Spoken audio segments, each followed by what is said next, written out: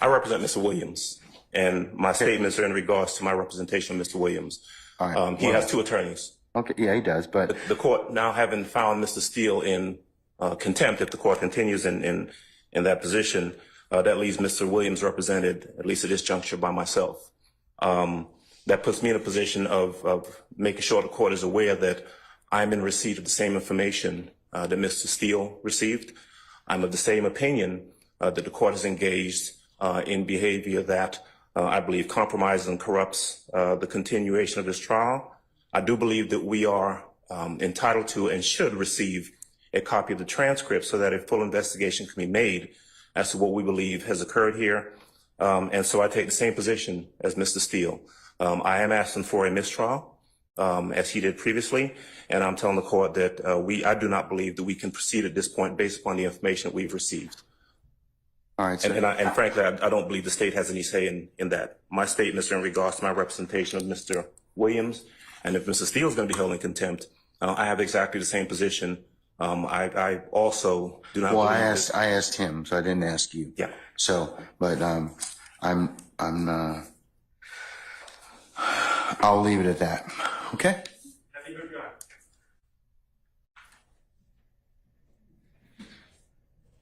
What is it, Mr. Schardt? Thank you, Your Honor. As you know, I represent Shannon Stillwell. On behalf of Shannon Stillwell, I am going to be moving for a mistrial, first and foremost. I just want to clear up a few things that have been said. Today, we were instructed to come 8:30 for a 9 o'clock start.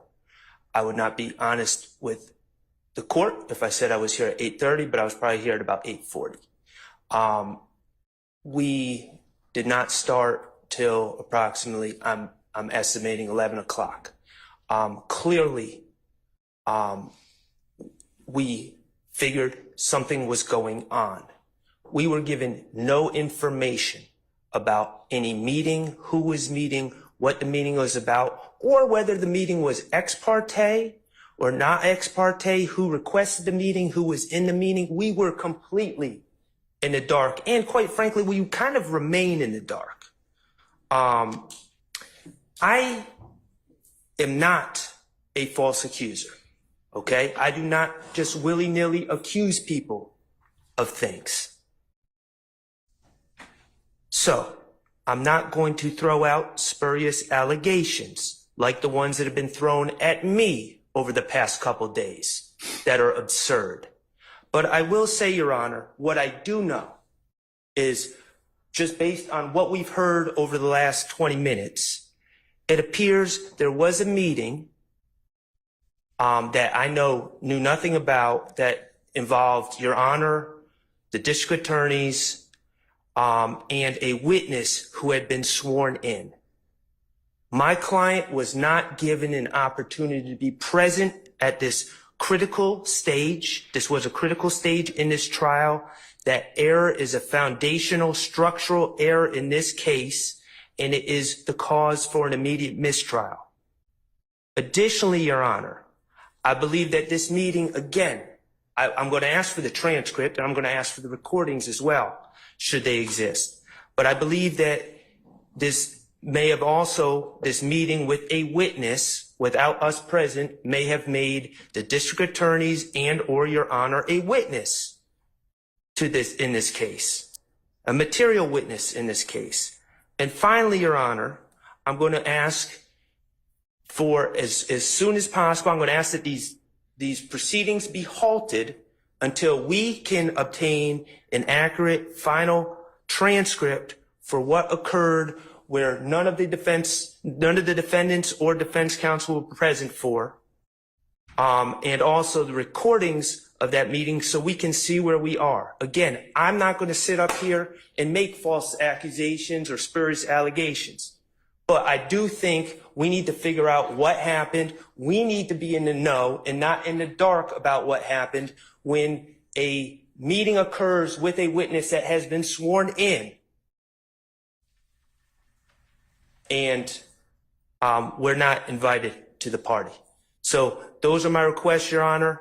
I think it's necessary at this time to put a halt to these proceedings. I am moving for a mistrial. I have not waived anything. I just found out about this information. It is timely, and that's our stance, Your Honor. Thank And you. I've noted your motion for mistrial. It's denied. Okay, are you same thing? You want the Harvey? Okay, all right.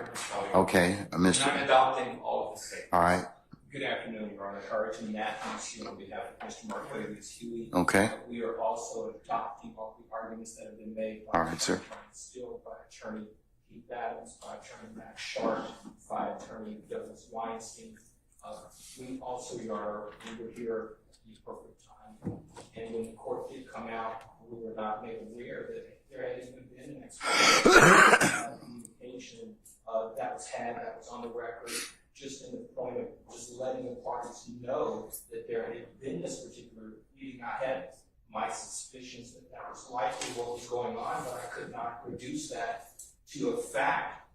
When the court came out, the court just got started.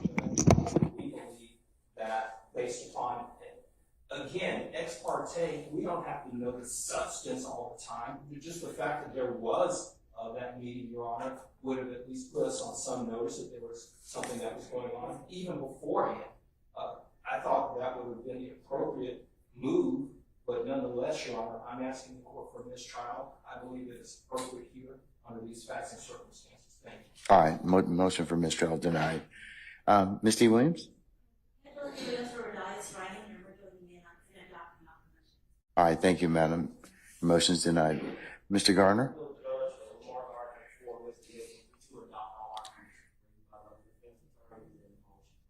Okay, so noted. All right.